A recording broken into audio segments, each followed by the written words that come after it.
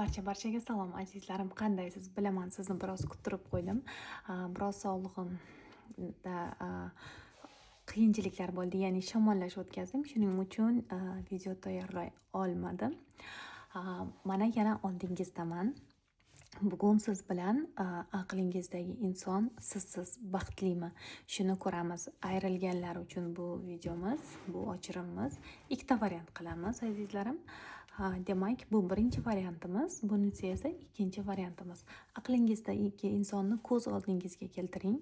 Men siz baxtlimisan deb so'rang va intuitsiyangizga tayangan holda bitta variantni tanlang. Agarda variant tanlagan bo'lsangiz, men birinchi variantdan boshlayman. Variant tanlay olmaganlar videoni to'xtatib turib, bitta variant tanlashingiz mumkin. Eng avvalo, bu inson kim, shuni ko'ramiz. Bu inson kim? Uning energiyasi, xarakteri qanday? To'g'ri variantni tanlaganingizni bilish uchun uni kimligini ko'ramiz.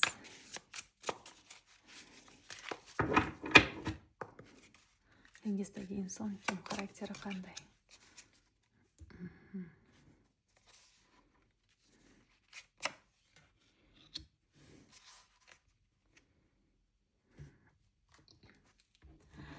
Aqlingizdagi inson biroz egoistroq, doim qiyinchiliklardan qochadigan bo'lish ehtimoli bor. Bir qismingiz uchun bu Arslon burji bo'lishi mumkin yoki biroz egoistligi yuqoriroq, o'zini juda ham sevadigan inson. Ba'zilaringiz uchun orangizda qandaydir bir masofa bo'lishi ham mumkin. Va juda ham bir chiroyli yashashni, aysh-ishratni sevadigan inson, ziyofatlarni sevadigan inson. Bu qanday inson? O'tmish kartasi tushdi. O'tmishingizdagi inson, tabiiyki o'tmishingizdagi inson, chunki ayrilgansiz. Bundan tashqari balki ko'p yillardan beri tanirdingiz, balki bir 5 yil, 6 yildan beri taniydigan insoningiz bo'lishi mumkin. Bu yerda 6li vaqtlarni ko'rsatyapti, balki 6 oydan beri, 6 yildan beri. Juda ham bir sevgi munosabatlaringiz kuchli bo'lgan bu inson bilan. Balki ba'zilaringizda bu qandaydir bir sirli munosabatlar edi, balki uning ayoli bor edi. Oilali inson bo'lishi mumkin.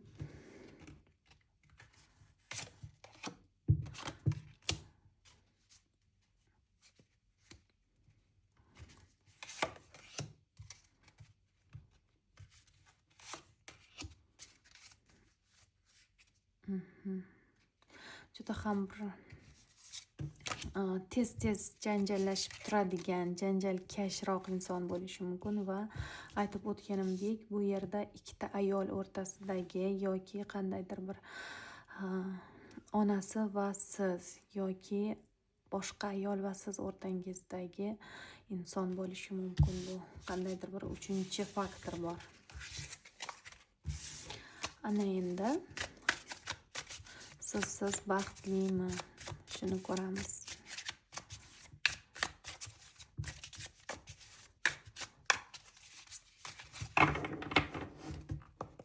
Siz baxtlimi?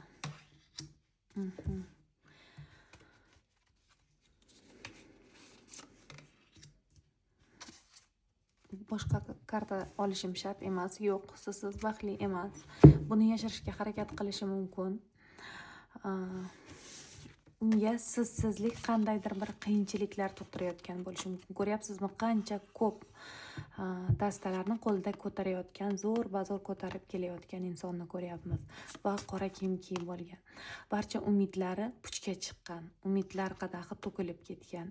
Ammo balki orangizdagi munosabatlarni tiklashga qandaydir bir imkoniyatlar haligacha bor, ammo bu inson buni ko'rmayapti. Demak, birinchi variantimiz, boshqa karta tashlashim shart emas, ko'rinib turibdi, siz baxtsiz. Ana endi ikkinchi variantimiz. Ikkinchi variant tanlaganlar shifoli o'chirim bo'lsin barchangizga. Ovozimga e'tibor bermang. Aytganman, shamollaganman, shuning uchun biroz bo'g'ilib qolyapman. Demak, aqlingizdagi inson kim? Uning xarakteri qanday? Juda ham bir sirli inson. Doim sizdan nimalarnidir yashirgan. Qanday? Hayoti doim sirlardan iborat. Mavhum. Qanday inson? Balki orangizda qandaydir bir masofa bo'lishi mumkin. Deylik, siz boshqa shaharda, u boshqa shaharda yashashi mumkin.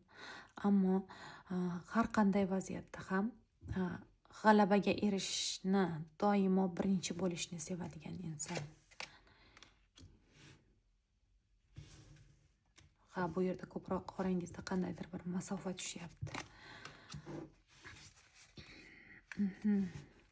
Doim shoshilib qaror qabul qiladigan inson. Ya'ni tezkorlik bilan hayoti shoshqaloqlikdan iborat. Deylik, shoshilib qaror qabul qiladi. Biron bir ishni qilishdan oldin o'ylamasdan qiladi ko'proq. Shu sababli biroz qiyinchiliklarga ham duch keladi hayotida. Qanday inson?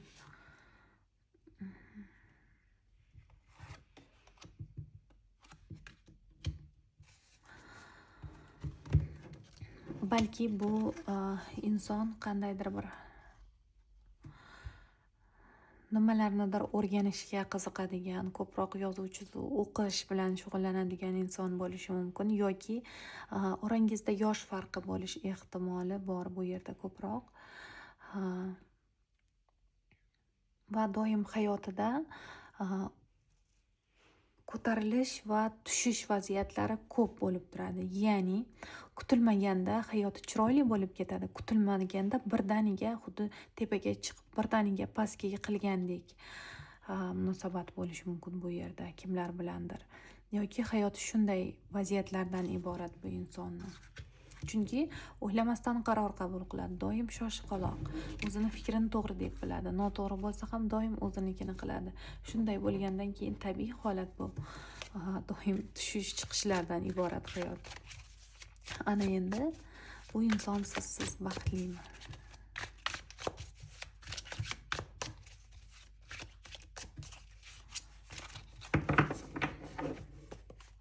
Sizsiz baxtlimi?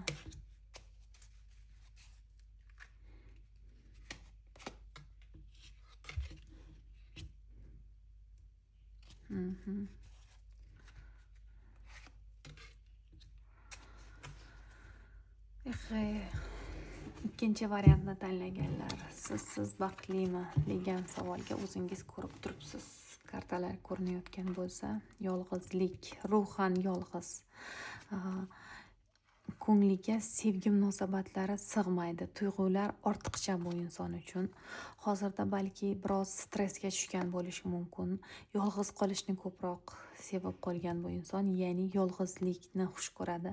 Juda ham bir qo'rquvlari bor. Hayoti qandaydir bir mavhumlikdan iborat. Ertaga nima bo'lishini va hayoti qanday tus olishini bilmaydi, shundan qo'rqadi.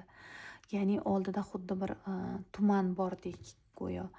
Va hayoti yolg'onlarga to'la. Balki sizni aldagan bo'lishi mumkin bu inson. Ko'ryapsizmi, bu yerda maska kiygan insonlar hayotda faqatgina yolg'on insonlar bor. Ya'ni hayotimni o'zi yolg'onga to'lib ketgan deydi. Yana bitta karta tashlaymiz. Sizsiz baxtlimi? Yo'q, sizsiz baxtli emas. Juda ham bir og'ir kelayotgan bo'lishi mumkin. Hayotida bir emas, bir necha qiyinchiliklar, ish hayotida ham, tuyg'ular, aqlan ham, oilasida ham tinchlik bo'lmasligi mumkin bu insonni. Hayot bunga xuddi barcha tashvishlar buning igniga tushgandek go'yo. Tog', ya'ni ignida tog' turgandek. Demak, ikkinchi variantni tanlaganlar uchun sizsiz baxtlimi degan savolimga o'zingiz ko'rib turibsiz.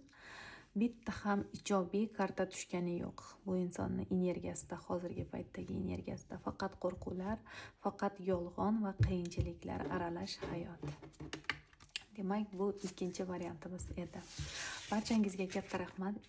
Sizga shifoli ochirim bo'lishini tilagan holda barchangiz bilan xayrlashaman.